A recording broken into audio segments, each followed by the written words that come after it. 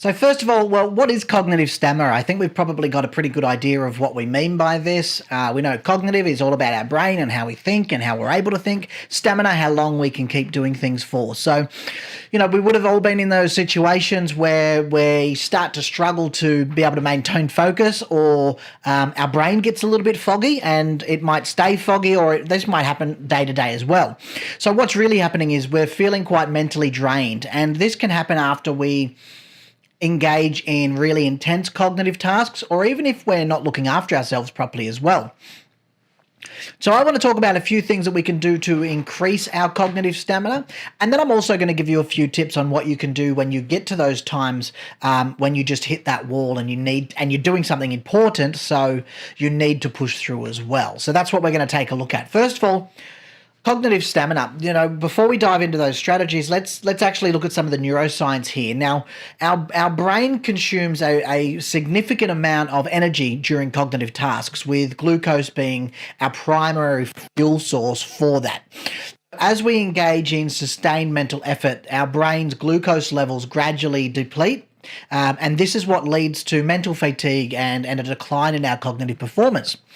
Now, one of the key brain regions that's involved in cognitive stamina is your prefrontal cortex, because that's responsible for executive functions like attention, working memory, and cognitive control. Now, it also plays a really, really important role in regulating our mental effort and also maintaining focus. The problem with that setup is your prefrontal cortex has limited energy reserves, which means that it's susceptible to energy depletion over time. So we can't just keep going and going and going and going and expect to maintain the same level of performance. We can do things to optimize our results, and we do that by optimizing the functioning of that prefrontal cortex and doing things that support its energy demands as well. And this is a bit of a combination. This is some neurochemical regulation. These are some cognitive strategies, and also some lifestyle adjustments as well. So, you can have an unhealthy lifestyle. That's fine. If you want to choose to live like that, just accept that you're not going to get everything that's available to you. So this is all about trade-offs with everything that we talk about here. Life in general, right? It's all about these trade-offs that we get. So what are some strategies that we can use to enhance our cognitive stamina? Well, first of all, strategic breaks and mental pacing. Notice the word strategic breaks. We want to plan of how we're going to incorporate strategic breaks, and we want to practice mental pacing as well. And what this means is, instead of pushing through these prolonged periods of intense mental activity, plan and schedule regular short breaks in that prolonged intense activity, so that your brain has a chance to just stop, take a breath, and replenish its energy reserves. Like, think of it as if you need water to put out a fire, and as we go, we just keep on letting that water drop and drop and drop, and eventually there's nothing left in the tank. But if we pause for a little while, that water reserve will start to fill up a little bit as well. So we need to give ourselves a chance to fill the tank, so we can keep putting out these fires, so that we can keep pushing through. And during those breaks, you want to engage in activities that promote relaxation and promote mental rejuvenation as well. So this can be some light physical activity. This could be mindfulness as well. But also think about what you're going back into. If you're making a switch from something which required a lot of creativity, and now you're moving into something focused, you can do things in that brain break to help you get prepared from whatever's coming up next. And that could even just be totally disengaging, just stepping away for a second as well. So how often do you take breaks during mentally demanding tasks? Do you plan for it? Do you allow for it? Do you incorporate strategic breaks into your routine? Or do you just keep on drilling that well until it's well and truly dry?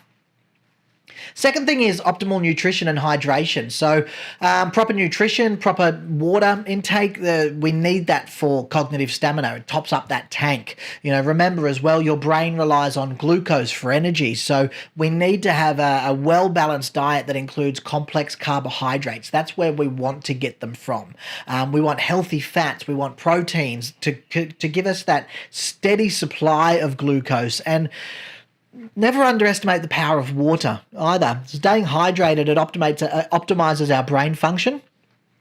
And even mild cases of dehydration can impact your cognitive performance as well.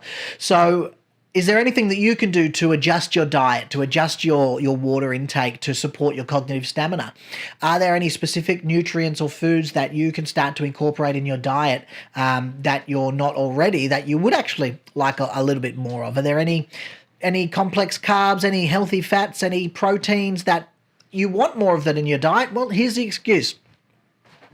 The next thing is around exercise and fitness and sleep quality and sleep quantity as well. We know that we need to exercise, we say at least 150 minutes of moderate intensity aerobic exercise each week to really get some good cognitive benefits. And we say with sleep as well, maintaining that good sleep routine, that good sleep hygiene, and try and get your 7 to 9 hours of uninterrupted sleep each night. If you're a parent, good luck with that. But whatever you can do, try to establish a consistent sleep routine. And you notice, I have a bit of a chuckle because when we say these things, we're really saying these things in a perfect world. As I'm recording this, I've got 3 kids. My oldest is 10 right now. My youngest is 5. And I was awake 3 times last night with my kids for various different reasons. Now, that's not every night, but the idea of me having a consistent, airtight sleep routine where every single night I get uninterrupted sleep, it's not realistic. It's not real world. So I need to think about, well, what do I do to compensate that? Coffee isn't always the answer as much as I would love it to be the answer. So you need to really plan about it. And you need to know if my sleep wasn't great, I need to make sure I do something to offset it. I need to make sure I'm eating healthy that day, for example. It's all about these trade-offs, and we don't live in a perfect world, so don't try and force yourself to be perfect. Just develop the knowledge and develop the skills to compensate. If we have a bad night's sleep or if we have a bad day eating, balance it out with something on the other side as well. If you know that you can't take a lot of breaks during the day, give yourself some time at the start of the day and at the end of the day to prime yourself and to wind down properly as well. So it's about understanding everything that we've got to play with and then using things that actually work with the chaos that is our lives. And of course, you can always engage in cognitive training, mental fitness, exactly what we're doing now.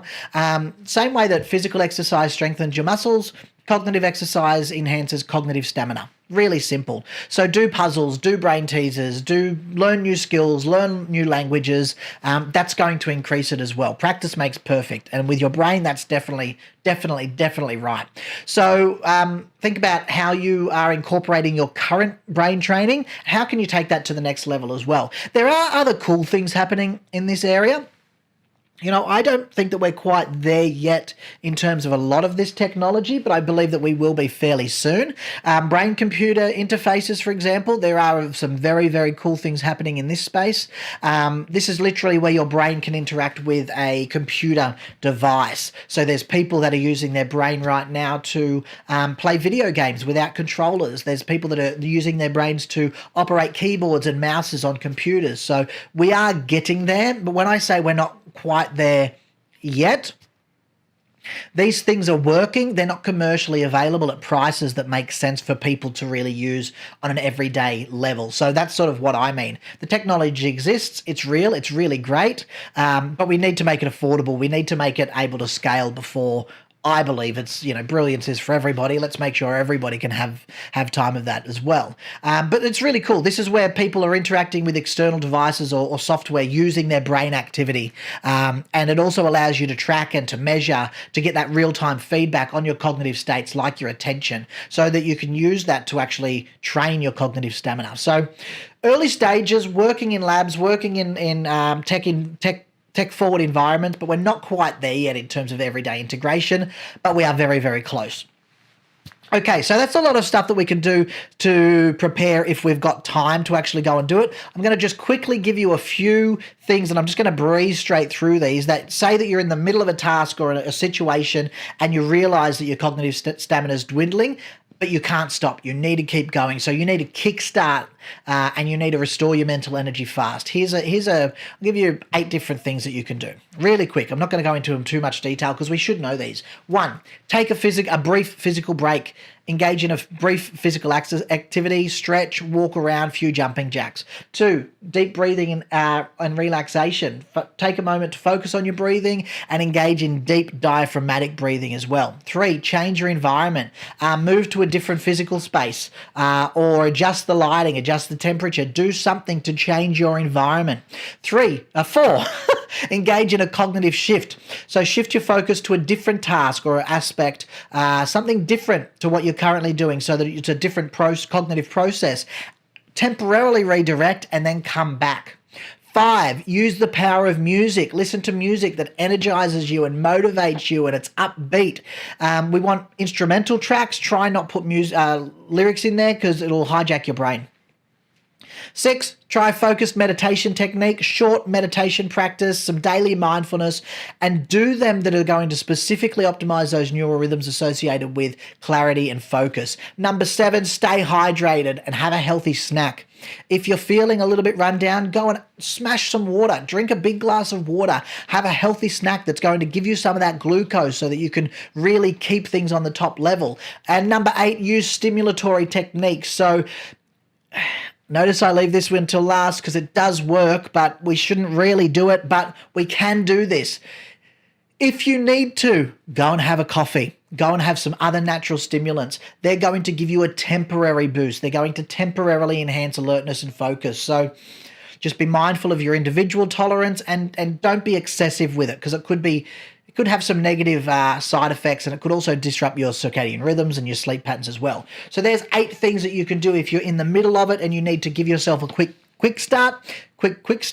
jump start, and restore your mental energy. Just remember that, when we talk about